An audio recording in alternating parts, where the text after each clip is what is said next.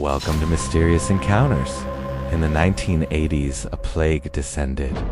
AIDS was a death sentence, a biological terror shrouded in social stigma. The medical establishment was racing for a cure, but offered only palliative treatments and grim statistics. Into this void of fear and uncertainty stepped a voice from the fringe, an herbalist from Honduras, Alfredo Bowman, known as Dr. Sebi. He was not a medical doctor. He was, by all official metrics, a dangerous charlatan. And yet, when the state of New York brought him to court for his impossible claims, the system blinked. This is not just the story of a man. It's a case file on the collision between desperation, belief, and the rigid authority of institutional medicine. To understand the conflict, we must map his ideology. Dr. Sebi's philosophy, the African biomineral balance, was both simple and absolute.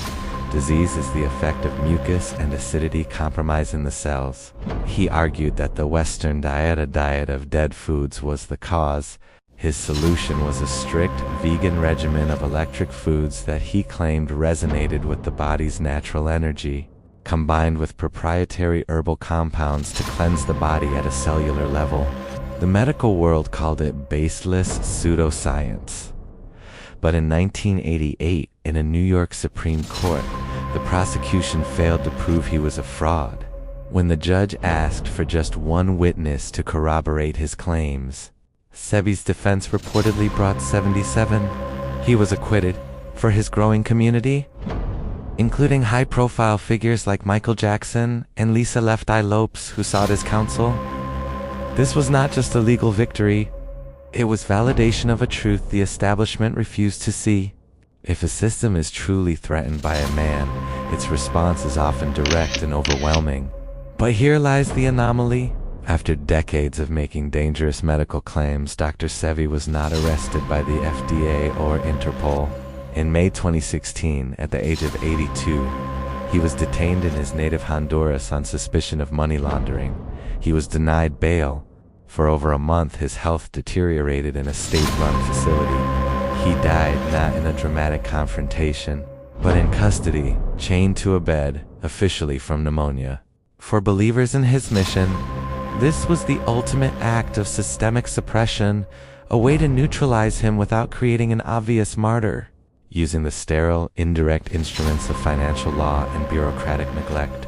From a higher vantage point, the life and death of Dr. Sebi ceases to be about one man's specific formula. It becomes a reflection of a profound and growing crisis of faith in the Western medical-industrial complex. He was a symbol, a prototype for the modern wellness guru who operates outside of institutional authority. For millions who feel betrayed by a system that profits from sickness, his story, his court victory, his famous clients, and his suspiciously mundane death is a canonical text. It reinforces a powerful narrative that true natural healing is being actively suppressed. The ultimate mystery is not whether his herbs were magic. It is what it says about our world that so many people, then and now, have no choice but to believe they were.